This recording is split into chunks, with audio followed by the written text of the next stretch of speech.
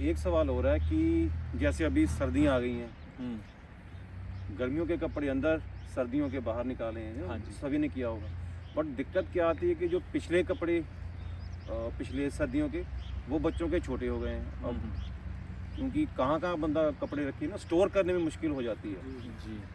अब थोड़ा वहम ये भी होता है कि जोशी कहते हैं कि अपने कपड़े किसी को देने नहीं चाहिए, ऐसे, है ना। उसमें आपकी ऑरा होती है। तो ये बहुत सी वीडियो दर्शकों ने देखी भी होगी। इसके बारे में थोड़ा जी। विस्तार पूर्वक बताइए कि उन जो कपड़े पुराने हो चुके हैं, जिसे हम यूज़ नहीं कर सकते, अब उनका क्या किया जाए? देखिए, लाल किताब के दृष्टिकोण से बृहस्पति जब भाव नंबर 7 में होता है, तब किसी भी साधु को या चलते हुए साधु को आप वस्त्र देते हैं तो उसके लिए मना किया जाता है। जी। लाल किताब ये कहती है कि जो ग्रह आपका उच्च का हो उसका दान भी आपको नहीं करना चाहिए। अब ये 9 ग्रहों में से कोई भी ग्रह हो सकता है। मान लीजिए शुक्र भाव नंबर 12 में है, तो शुक्र कपड़ों के साथ जोड़कर देखा जाता है, तो आप कपड़े दान नहीं कर सकते, क्योंकि आप अपनी एक अच्छी खासी ऊर्जा जो ग्रह की है वो दान कर रहे हो। ठीक है ना। तो मुख्यतः क्या है कि यहाँ पर 2 चीज़ों में मना किया गया। बृहस्पति 7 में आप अपने पुराने पहने हुए वस्त्र भी नहीं दे सकते, और शुक्र 12 में, क्योंकि शुक्र उच्च का है, वहाँ पर भी नहीं दे सकते। और कई विद्वान तो शुक्र सप्तम भाव में हो, क्योंकि वहाँ पर भी शुक्र शक्तिशाली होता है, लक्ष्मी स्वरूपा होता है, वहाँ पर भी मना करते हैं। तो मेरा ये मत है कि यहाँ पर 3 स्थानों में अगर आपके ये ग्रह हैं, तो आपको उस बच्चे के या युवा के या वृद्ध के कपड़े किसी को नहीं देने चाहिए, क्योंकि इससे गृहस्थी का ग्रह शुक्र वीक हो जाता है, और जब गृहस्थी का ग्रह शुक्र वीक होता है तो आपके पास धन की कमी आती है, घर में सुखों की कमी आती है, पति पत्नी में समस्याएं होने लग पड़ती हैं। अब बात ये है, कपड़े इन ग्रहों वालों के भी पुराने हो गए तो सारी ज़िंदगी क्या संभाल के रखें? नहीं, आप उन कपड़ों को किसी को दे सकते हैं, लेकिन किस तरीके से? आप जिसको भी दे रहे हैं उससे 5-10 रुपये ले लें। ठीक है। मुफ्त में नहीं देने हैं। कुछ भी माया हाँ, पैसे उनसे चाहे 1 रुपया ले लें कि मेरे को इन कपड़ों की कीमत 1 रुपया दे दो, ठीक है जी। और ये कपड़े तुम्हारे, ये बोल के देना है, ठीक है जी। ऐसे नहीं। जी। और वैसे अगर आप शुक्र 12 वालों की बात कर रहे हो, तो उनको गिफ्ट देने से बचना चाहिए। बहुत अच्छे शुक्र की ऊर्जा होती है, वो बर्बाद हो जाती है। तो यहाँ पर हल क्या होता है, उनके कपड़े अगर पुराने हो जाएं, ठीक है ना, तो वो अपने कपड़ों को नष्ट कर दें, आग ना लगाएं, कैंची से ना काटें जी। हाथ से फाड़ दें। ठीक है जी। हाथ से फाड़ दें, ठीक है ना।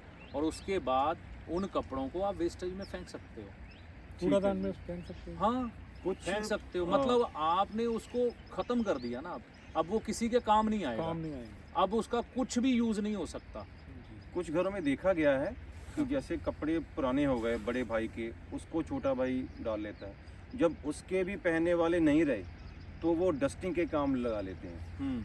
अब इसमें 2 प्रश्न आ गए कि जैसे छोटा भाई या छोटी बहन बड़ी बहन या बड़े भाई के या ऐसे कपड़े डाल सकता है पुराने हुए, और सेकंड क्वेश्चन ये होगा कि बिल्कुल जो कपड़े अब किसी के नहीं आ सकते, उनको हम डस्टिंग के लिए या लगा लेते हैं, सफाई करने के लिए लगा लेते हैं। सबसे पहला प्रश्न तो यही है कि अगर ये ग्रह चाल है, जी जी। वैसे तो ब्लड में ये नियम इतना लागू नहीं होगा, ठीक है जी। क्योंकि हम सब एक खून है, बिल्कुल भाई बहन एक खून होते हैं, तो वहाँ पर ये नियम इतना चाचे तायों में नहीं जाएगा। होता एक खून ही है, लेकिन वहाँ पर रिश्ता बदल जाता है, रिश्ता और है, चाचा पिता नहीं कहलाता और पिता चाचा नहीं कहलाता। ठीक है, तो अपना जितना परिवार है वहाँ पर ये लागू नहीं होगा जी। वहाँ पर आप यूज़ कर सकते हो, लेकिन अगर किसी का बृहस्पति सप्तम में है, शुक्र 7 में है और शुक्र 12 में है, तो वो परहेज कर ले तो अच्छा है, अगर कर सकता है तो। ठीक है। अब कई कपड़े अगर वेस्ट हो जाते हैं, डस्टिंग में लगाने में कोई बुराई नहीं है, लेकिन लगाने से पहले उसको फाड़ लें, कैंची से ना काटें। कैंची तो हथियार हो गया ना, शुक्र पर आप हथियार नहीं चला सकते, हाथ से फाड़ो। पंडित जी, जैसे हम पूजा पाठ के लिए, जैसे दिवाली भी अभी होकर गई है, हम हार वगैरह फूल घर में लेके आते हैं, जो को वैसे भी पूजा पाठ के लिए फूल लेके आते हैं, फूल सूख जाते हैं घर पड़े हुए, तो उन फूलों का क्या किया जाए? मैं आपको बात बताता हूँ, 2-3 दिन पहले ना बेटी के साथ मैं गौशाला गया था, वो माता के माथा टेकने गई, तो पंडित जी ने बोला कि बेटा कभी भी माता के मंदिर से खाली हाथ नहीं जाते।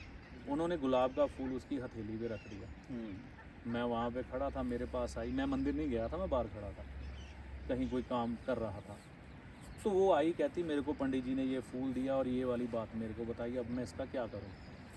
तो मैंने कहा पकड़े रख इसको। घर गए हमने छोटा सा गार्डन बनाया है, हर किसी के घर में चलो गार्डन कई बार नहीं होता। तो क्या किया, मैंने कहा ये फूल पहले तो अपने माथे पे लगा, भगवान का आशीर्वाद समझ, तेरे को मिला है मंदिर से तो भगवान का आशीर्वाद है। अब इसके बाद अगर तू इसको घर के अंदर रख देगी तो ये आज नहीं तो कल सूख जाएगा। और जो फूल है ये शुक्र ग्रह से जोड़कर देखा जाता है। और जब फूल सूख जाते हैं, है ना, अगर वो सुगंधित हो तो वो शुक्र है, अगर बगैर सुगंध के हो तो वो बुध है। जी तो जब ये सूखे हुए फूल जैसे बगैर सुगंध के हो तो वो बुध के है, जब सूख जाए उसमें राहु का असर आ गया। अब जो लोग व्यापारी हैं उनका व्यापार पहले तो खराब हो जाएगा। अगर घर में सूखे हुए फूल पड़े हुए जितने दिन पड़े रहेंगे व्यापार खराब रहेगा। और अगर वो सुगंधित फूल है जैसे गुलाब का है, वो सूख गया तो उसकी गृहस्थी में प्रॉब्लम आ जाएगी या स्किन प्रॉब्लम आ जाएगी। तो यहाँ पर आप उस फूल को श्रद्धा से कुछ घंटों के लिए पड़ा रहने दो, है ना, 1-2 घंटे पड़ा रहने दो, माथे लगाओ और बड़ी श्रद्धा से उसके बाद उसको थोड़ा थोड़ा तोड़ के आपके घर में गमला है उसके अंदर मिट्टी में, जब बाहर किसी पार्क में भी हम साफ सुथरी साफ जगह, सुथरे पार्क में, हाँ वहाँ पर गंदगी बिल्कुल ना हो, नहीं जहाँ पहले ही पौधे लगे हुए हाँ हैं, पौधे लगे हैं, साफ सुथरी जगह है, किसी ने थूका ना हो, कोई गंदगी ना हो, वहाँ पर उसको मिट्टी में उसी में वहाँ पर छोड़ के आए। घर में पड़े हुए फूल सूखने नहीं चाहिए, ये आपके व्यापार को नुकसान करेंगे, बहन और बेटी को नुकसान करेंगे, आपकी गृहस्थी को नुकसान करेंगे, जीवन साथी की सेहत को नुकसान करेंगे। तो पंडित जी थोड़ा सा एक्सप्लेन इसी से मिलता जुलता, जो पूजा पाठ का वेस्टेज होता है, आम लोग उसे प्रवाहित वाला सामान कहते हैं। तो प्रवाहित करना तो आपने बिल्कुल मना किया, और प्रवाहित कोई चीज़ नहीं करनी, क्योंकि जल देवता को हमने गंदा नहीं करना जी। तो जो प्रवाहित वाला सामान है वो कहाँ पर, उसको कहाँ पे किया जाए? जी देखिए, आमतौर पर आज के लोग जागरूक होने लग पड़े हैं। हम पिछले समय में ऐसी कुछ घटनाएं घटी, लोग मिसगाइड हो गए। क्या करते हैं, घर में इतना सामान कचरा, एक धार्मिक वेस्ट इकट्ठी करते हैं, ले जाके नदी में अपने आप को सोचते हैं कि बहुत अच्छा काम किया, लेकिन वो चंद्रमा ख़राब करके आते हैं। यहाँ पर भी नज़र आ रहा है। तो मैं तो बिल्कुल खिलाफ हूँ इसके, आप जल में डालो, परवाह करना है ना, कुछ दूध करो, चावल करो, चांदी करो, सोना करो, हिम्मत है तो वो नहीं करेंगे, कचरा उठा के कर देंगे धार्मिक वेस्ट। अब क्या होता है कि लोगों की श्रद्धा जुड़ी होती है कि ये हमारा धार्मिक वेस्ट है ना, तो इसको नदी से पवित्र कोई जगह मिल ही नहीं सकती। तो सबसे पहले ये काम गलत है। मैं पहली बात, अगर आप मेरे से पूछ रहे हैं, देखिए ज्योतिषी जो है ना, वो सबसे पहले नियमों को अपनाता है। हम ना अगरबत्ती जलाते हैं ना धूप जलाते हैं, बंद कर दो यार। पुराने समय में पूजन किससे होता है, किससे होता था? जोत से। जोत किनके आगे जलती है? माँ दुर्गा, माँ लक्ष्मी जी, भगवान शिव के आगे। और जोत को हम सूर्य कहते हैं। ये है धरती, माँ, शुक्र, चंद्रमा। तो सूर्य रोज इसकी ज्योति करता है परिक्रमा करके, रोज इसकी आरती उतरती है। तो किससे उतरती है? सूर्य से उतरती है, अग्नि से उतरती है। तो जो घी की जोत होती है ना, अब कई लोग इसमें क्या कहते हैं कि घी की जोत अगर किसी का शुक्र खराब हो नहीं जलानी चाहिए। अरे भाई, आप नारियल के तेल की जला लो, तिलों के तेल की जला लो, सरों के तेल की जला लो। वैसे गुरु जी से मेरी इस पर बात हुई थी, वो कहते देसी घी से जोत जलाने में कोई बुराई नहीं है, लेकिन वह जोत लंबी ना जले, छोटी जोत जलाओ जो कम से कम आधे घंटे 1 घंटे में शांत हो जाए। जी। तो आपने जो भी पूजा पाठ करना है घर में, वह आप अग्नि से करें। ये जो धार्मिक वेस्ट बननी अपने आप बंद हो जानी है। अब बात आई चित्रों की, है ना, तो क्यों लेने चित्र वो जो थोड़े दिनों बाद ख़राब हो जाएंगे।